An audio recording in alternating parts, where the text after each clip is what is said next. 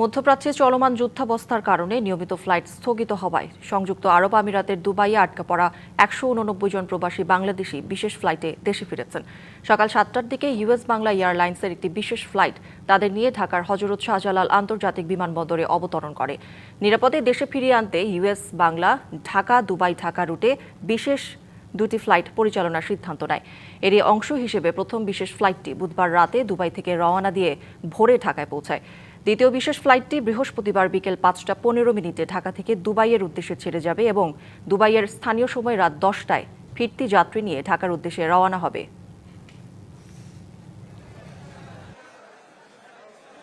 এয়ারবেসের সমস্যা, যারা আমেরিকার সিটিজেন, যারা সেনাবাহিনী যেখানে আছে ওখানে, এমনি কোনো রিয়াসি এলাকার ভিতরে কোনো সমস্যা নাই।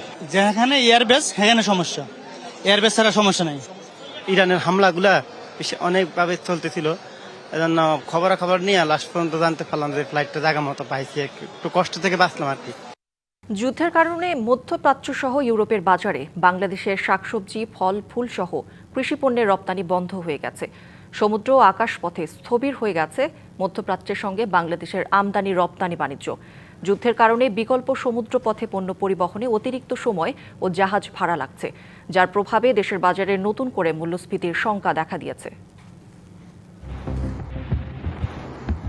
বোমা পড়ছে মধ্যপ্রাচ্যে আর উত্তাপ ছড়াচ্ছে বাংলাদেশের কৃষকের ঘরে। যুদ্ধ শুরুর পর মধ্যপ্রাচ্যে বাংলাদেশের কৃষিপণ্য রপ্তানি কার্যত বন্ধ। ইউরোপেও যেতে পারছে না বাংলাদেশের শাকসবজি, ফলমূল। দু একটি বাদে মধ্যপ্রাচ্যে যাত্রীবাহী ও মালবাহী এয়ারক্রাফট চলাচল বন্ধ থাকায় কৃষিসহ জরুরি পণ্য রপ্তানি বন্ধ রয়েছে। কনসিকুয়েন্টলি ঢাকা থেকে যে সমস্ত এয়ারফ্রেট শিপমেন্টগুলো যায়, ওর অন্তত 60 to 70% আমরা যাই থ্রু মিডল ইস্ট রুট, এই সমস্ত ক্যারিয়ারগুলোর মাধ্যমে। সেক্ষেত্রে এগুলো সব এখন স্ট্যাগনেন্ট হয়ে আছে। আমাদের এয়ারলাইন্স হাবটা অলমোস্ট মিডল ইস্টে, সেটা আমাদেরকে কিন্তু অনেক বড় ধরনের ভোগান্তিতে ফেলবে। তো এটা সুদূর প্রসারী একটা ইম্প্যাক্ট হবে কি, আমাদের রেটগুলো অনেক বেড়ে যাবে। দুবাই, আবুধাবি, শারজাহ, তারপর হইল কুয়েত এবং কাতার, এই 5টা জায়গায় এভারেজ 50 টন সবজি কিন্তু বাংলাদেশ থেকে দৈনিক এক্সপোর্ট হয়। এখন তো আর এক্সপোর্ট তো হচ্ছে না, যেহেতু এয়ারপোর্ট বন্ধ, এক্সপোর্ট তো বন্ধ হয়ে গেছে। এখন যে অর্ডারগুলো আসে এই অর্ডারগুলো সব আমরা ব্যাক করছি, আর যেগুলা বাগানে আছে এগুলো আর হারভেস্ট হচ্ছে না, এগুলো মাল বাগান থেকে উঠাচ্ছে না। এদিকে হুতি বিদ্রোহীদের ভয়ে আগে থেকে লোহিত সাগরে স্থবির পণ্য পরিবহন।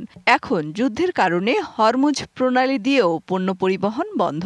ফলে বাংলাদেশের পণ্য আমদানি ও রপ্তানি করতে অতিরিক্ত 6 থেকে 7 হাজার নটিক্যাল মাইল পথ পাড়ি দিয়ে আফ্রিকা ঘুরে যেতে হচ্ছে জাহাজগুলোকে। তাতে বাড়ছে ভাড়া ও উৎপাদন খরচ।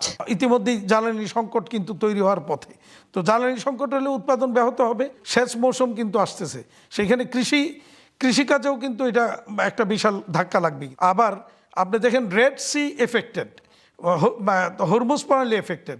ইউরোপ ডেস্টিনেশনের জাহাজগুলিকে ভারত মহাসাগর দিয়ে গিয়ে আটলান্টিক মহাসাগরে গিয়ে ওদিক দিয়ে বের হইতে হবে। গবেষকরা ধারণা করছেন দীর্ঘায়িত হবে এই যুদ্ধ। তাতে আন্তর্জাতিকভাবে বাড়বে পণ্যের দাম, তার ঢেউ আছড়ে পড়বে বাংলাদেশেও। গতি প্রকৃতি দেখে যেটা মনে হচ্ছে সেটা হলো যে ইরান একটা লম্বা সময়ের জন্য যুদ্ধ করার প্রস্তুতি নিয়ে তারপরে তারা কিন্তু এই রেসপন্স শুরু করেছে। এই অবস্থায় মধ্যপ্রাচ্যের অর্থনীতি থমকে আছে। বাংলাদেশের জন্য যেটা সবচেয়ে বড় সমস্যা, সেখানে সৌদি আরব এবং সংযুক্ত আরব আমিরাত, সেই দুটোই দেশই সবচেয়ে বেশি যায়। পোশাক সহ যে খাদ্যপণ্য সেগুলো যায়, এবং মূলত তেল এবং গ্যাস সেখান থেকে আমরা আমদানি করছি। এটা বন্ধ হয়ে থাকলে বিকল্পটা কি? বিকল্প আমাদের হাতে তেমন একটা নেই। গবেষকরা মনে করেন যুদ্ধ দীর্ঘায়িত হলে মন্দার কবলে পড়বে বিশ্ব অর্থনীতি এটা মন্দার পর্যায়ে চলে যেতে পারে।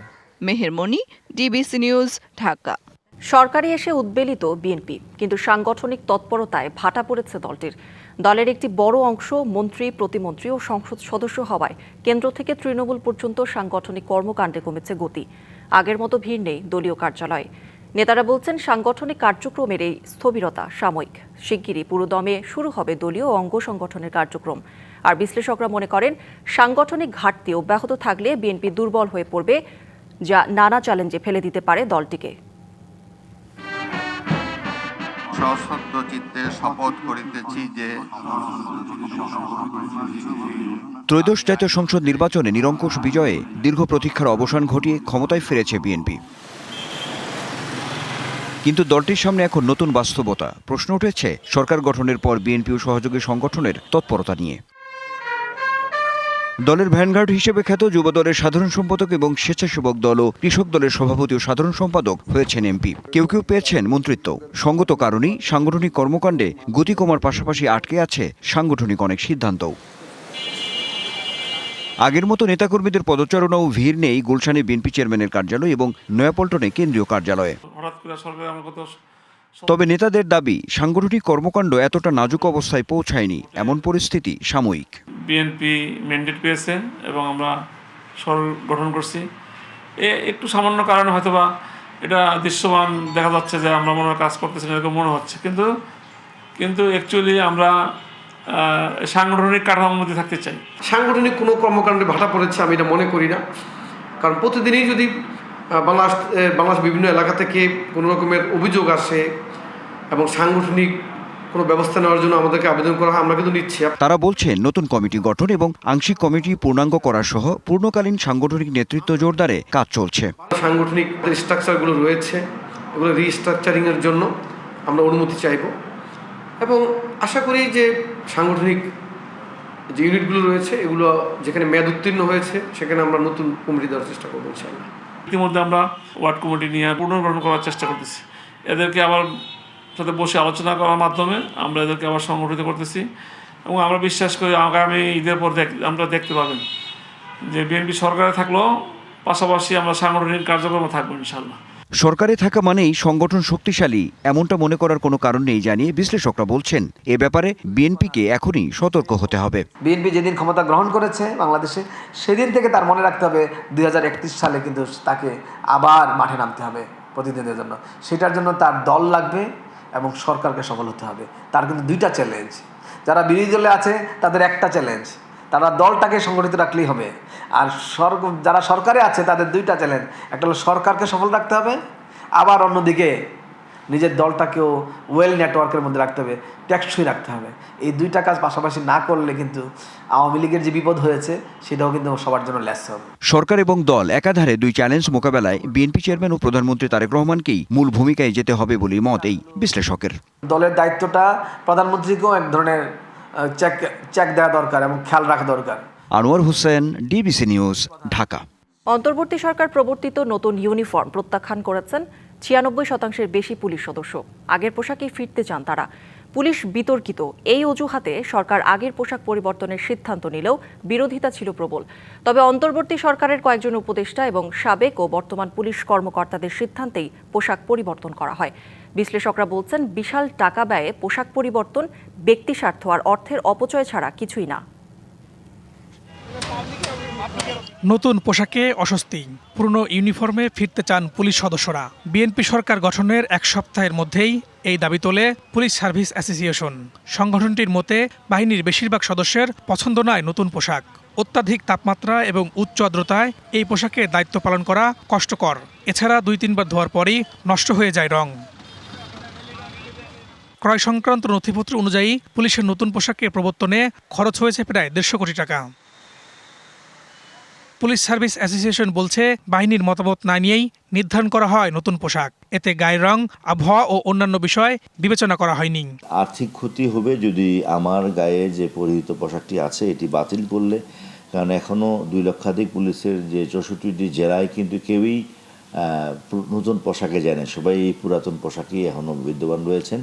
শুধু কিছু অংশ ঢাকায় নতুন পোশাকে গেছেন। এটা বরং আর্থিক ক্ষতির থেকে রক্ষা হবে যদি এই পুরাতন পোশাকে আমরা ফিরে যাই। সংগঠনটির সাধারণ সম্পাদক মোহাম্মদ আনিসুজ্জামান জানান, এই পোশাক সিকিউরিটি গার্ড ও অন্যান্য সংস্থার ইউনিফর্মের সঙ্গে মিল থাকায় তৈরি হচ্ছে বিভ্রান্তি। মাঠ পর্যায় থেকে একদম সর্বোচ্চ পর্যায়ে যে এই পোশাকটি আমাদের পুলিশের সাথে যায় না, কারণ এটির সাথে বিভিন্ন সংস্থা এবং বেসরকারি যে প্রতিষ্ঠানের নিরাপত্তারক্ষী তাদের সাথে হুবহু মিল থাকায় আমরা এটির বিরুদ্ধে আমরা বিরোধিতা করেছিলাম। আমাদেরকে উপেক্ষা করেই মতামত না নিয়ে এটি একতরফাভাবে চালু করা হয়। সমাজ ও অপরাধ বিশ্লেষক মনে করেন পুলিশের পোশাক পরিবর্তনের প্রয়োজন ছিল না। সংস্কারের জন্য নাকি কাউকে আর্থিক সুবিধা দিতে এই পরিবর্তন, প্রশ্ন রাখেন তিনি। পুলিশের তার পরিবর্তিত পোশাক এবং তার রং নিয়ে পুলিশের যে মতামত, এটি স্পষ্ট প্রমাণ করে যে আসলে অন্তর্বর্তীকালীন সরকারের এই সিদ্ধান্ত ছিল ব্যক্তি উদ্দেশ্য প্রণোদিত।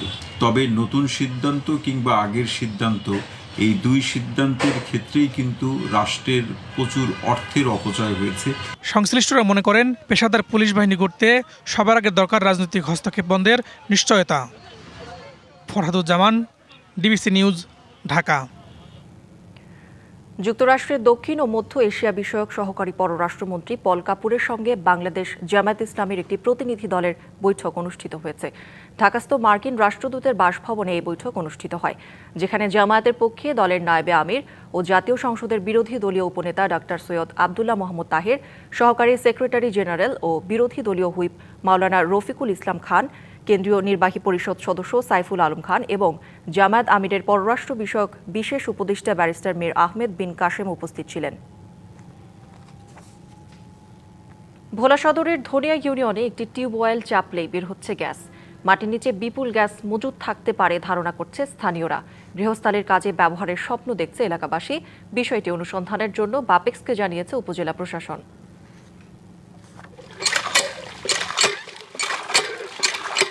ভোলা সদর উপজেলার মেঘনাপাড়ের বাসিন্দা জেবল হক মাঝি। তার বাড়ির উঠানে বসানো টিউবওয়েলে চাপ দিলেই পানির সাথে বেরোচ্ছে গ্যাস। জেবল মাঝি জানান, 12 দিন আগে 60 ফুট প্লাস্টিক পাইপ বোরিং করে পানি উত্তোলনের চেষ্টা করা হয়, কিন্তু পানি না উঠে গ্যাস বের হওয়ার শব্দ আসতে থাকে। এ সময় টিউবওয়েলের মুখে আগুন ধরালে মুহূর্তে তা জ্বলে ওঠে। মানুষের গ্যাস আছে, এটা গ্যাসের ঘুনির ভিতরে পড়ছে। আমি পানি খাইতে না, আমাকে মহিলারা অন্য জায়গা যায়, ওই পানি লিগে গেলে দেখ খোড়া। এ ঘটনায় চাঞ্চল্য ছড়িয়েছে এলাকায়। কারো ধারণা মাটির নিচে মজুদ রয়েছে বিপুল গ্যাস। ওর ভিতরে আগুন দিচ্ছে, আগুন দেওয়ার পরে মানে আগুনের মধ্যে ধোঁয়া ওড়ে, আর এখন গন্ধ পাওয়া যায় গ্যাসের। ভবিষ্যতে যদি গ্যাস ওঠে তাহলে আমার দেশে গ্যাস চলবো, গ্যাস দিয়ে রান্না বাড়া করতে পারবো। গ্যাস যদি দেশের তখন পাওয়া যায় তাহলে তো দেশের লোকের জন্য উপকার হইব, ভালো হইব। এলাকার সবাই গ্যাস ব্যবহার করতে পারবে। আমরাও চাই যে আসলে গ্যাসটা উত্তোলন হোক। কি পরিমাণ গ্যাস মজুদ রয়েছে তা অনুসন্ধানে বাপেক্সকে জানিয়েছে ইউনো। বাপেক্সকে এটি অবহিত করব, পাশাপাশি এই ভোলার গ্যাস এটা সঠিকভাবে উত্তোলন করে যেন ভোলাবাসী পায়, পাশাপাশি দেশের আর্থিক এবং সামাজিক অন্যান্য কার্যক্রমে সহায়তা করতে পারে, সেজন্য আমরা সরকারের পক্ষে এটা সরকারের কাছে লিখব। বাপেক্সের হিসেবে দ্বীপ জেলা ভোলার শাহবাজপুর, ভোলা নর্থ ও ইলিশায় 2.4 ট্রিলিয়ন কিউবিক ফিট গ্যাসের মজুদ রয়েছে। DBC news desk. নওগাঁর বরেন্দ্র অঞ্চলের বাগানগুলো সেজেছে আমের মুকুলে। এরই মধ্যে গাছে আসতে শুরু করেছে গুটি আম। চাষিরা বলছেন, আবহাওয়া অনুকূলে থাকায় গেল কয়েক বছরের তুলনায় মুকুল এসেছে দ্বিগুণ। সব ঠিকঠাক থাকলে ভালো ফলনের আশা করছেন তারা। নিরাপদ আম উৎপাদনে চাষিদের পরামর্শ দিচ্ছে কৃষি বিভাগ। দৃষ্টির সীমানা জুড়ে সোনালী রঙে নজর কাটছে আমের মুকুল। সুবাসে ম করছে বাগান এলাকা। নওগাঁর সাপাহার, পোরশা, নিয়ামতপুর এবং পত্নীতলা উপজেলায় আম বাগানের সংখ্যা বেশি। চলতি মৌসুমে ভালো ফলনের আশায় পরিচর্যায় ব্যস্ত চাষিরা। আবহাওয়া অনুকূলে থাকলে ভালো ফলনের আশা করছেন তারা। মুকুল ভালো আছে, মুকুল একটু বৃষ্টি হলে সবচেয়ে বেশি ভালো হয়। গতবার কাথানে বেশি লাভবান হওয়ার চিন্তা ভাবনা আছে, আশা আছে যে আমরা 2 টাকা বেশি পারবো। এ অঞ্চলের আম বাগান শুধু আমেই সীমাবদ্ধ নেই।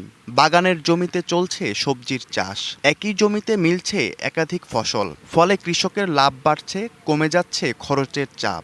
10 বিঘা মাটিতে আমরা কাটিমন আম করেছি, প্লাস নিচে আমরা 3 প্রকার বা 4 প্রকারের সবজি আবাদ করেছি। নিরাপদ আম উৎপাদন, রপ্তানি এবং বাজারজাতকরণ চাষিদের জন্য বড় চ্যালেঞ্জ বলছেন কৃষি কর্মকর্তারা। এক্ষেত্রে আম উৎপাদনে তাদের পরামর্শ দিচ্ছে কৃষি বিভাগ। সনাতন পদ্ধতিতে আম পরিবহন করি তখন তো অনেক ক্ষতি হয়ে থাকে, কিন্তু যদি আমরা আধুনিক পদ্ধতিতে আম পরিবহন করতে পারি, প্যাকিং হাউস থাকলে সেখানে আমরা ওই সুবিধাটা নিতে পারি এবং স্টোরেজটা করতে পারি যে কতদিনের জন্য আমার স্টোরেজ করা যাবে, আম কিসে যাবে, আম বিমানে যাবে না জাহাজে যাবে, সেই অনুযায়ী আমাকে স্টোরেজ করতে হবে। কৃষি বিভাগের তথ্য অনুযায়ী চলতি মৌসুমে জেলায় 31,410 হেক্টর জমিতে আম চাষ হয়েছে।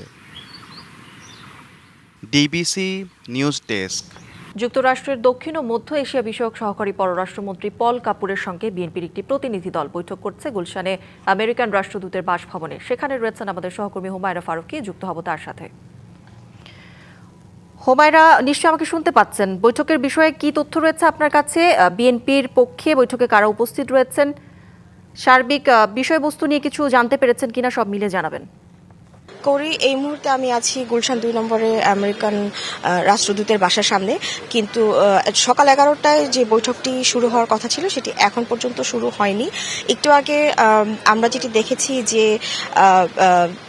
বিএনপির একটি প্রতিনিধি দল এখানে এসেছে, কিন্তু কারা এসেছে বা কি বিষয়ে বৈঠক হবে সেই বিষয়ে আমরা এখন পর্যন্ত জানতে পারিনি। কিছুক্ষণের মধ্যেই হয়তো আমরা বাকি তথ্য জানতে পারবো। আর পল কাপুর আপনি জানেন যে আসার পর থেকে বিভিন্নভাবে তার যে বৈঠকগুলো হচ্ছে, যেমন গতকাল বাংলাদেশের পররাষ্ট্রমন্ত্রীর সাথে তিনি কিন্তু বৈঠক করেছেন। সেখানে বাংলাদেশের নির্বাচন সুষ্ঠু হয়েছে, শান্তিপূর্ণ হয়েছে এবং এতটা এমন একটি ভালো নির্বাচন তিনি কিন্তু প্রত্যাশার চেয়ে বাইরে একটা নির্বাচন তিনি পেয়েছেন বলে মন্তব্য করেছেন। আর এছাড়া একটু পরেই এখানে কিন্তু বৈঠকটি শুরু হওয়ার কথা। বৈঠকটি শুরু হওয়ার পরে আমরা আসলে জানতে পারবো, তারা বের হয়ে যদি আমাদের সাথে কথা বলেন তখন আমরা জানতে পারবো যে আসলে ভিতরে কি নিয়ে কথা হয়েছে, বিএনপির সাথে কি আলোচনা হচ্ছে বা কোনো দিক নির্দেশনা আছে কিনা, তার পক্ষ থেকে কোনো সাজেশন আছে কিনা, সেই বিষয়গুলো জানা মাত্রই আমি আপনার মাধ্যমে তার দর্শকদেরকে জানিয়ে দিব। তবে এই মুহূর্তে আমরা আমেরিকান রাষ্ট্রদূতের বাসার সামনেই অপেক্ষা করছি। তারা বৈঠক শেষ করে বের হলে আমরা তাদের সাথে কথা বলার চেষ্টা করব। ধন্যবাদ আপনাকে। গেল বছর জেন জি বিক্ষোভে কেপি শর্মা ওলি সরকারের পতনের পর নেপালে প্রথমবার দেশটিতে শুরু হয়েছে সাধারণ নির্বাচনের ভোট গ্রহণ। বৃহস্পতিবার স্থানীয় সময় সকাল 7টা থেকে শুরু হয় ভোট, চলবে বিকাল 5টা পর্যন্ত। বর্তমান তত্ত্বাবধায়ক সরকারের অধীন এই নির্বাচনে 3,400 জনের বেশি প্রার্থী প্রতিদ্বন্দ্বিতা করছেন। তাদের মধ্যে 1,000-এর বেশি তরুণ প্রার্থী। এবারের নির্বাচনে প্রায় 1,90,00,000 ভোটার তাদের প্রতিনিধি নির্বাচনের সুযোগ পাচ্ছেন। দেশটির নির্বাচন কমিশন জানিয়েছে, সকাল থেকে কেন্দ্রগুলোতে ভোটারদের ব্যাপক উপস্থিতি লক্ষ্য করা গেছে। আজই শুরু হবে ভোট গণনার কাজ। নেপালের মিশ্র নির্বাচনী পদ্ধতিতে 275 জন সংসদ সদস্য নির্বাচিত হবেন। এর মধ্যে 165 জন সরাসরি ভোটে এবং বাকি 110 জন সংখ্যানুপাতিক প্রতিনিধিত্বের মাধ্যমে নির্বাচিত হবেন।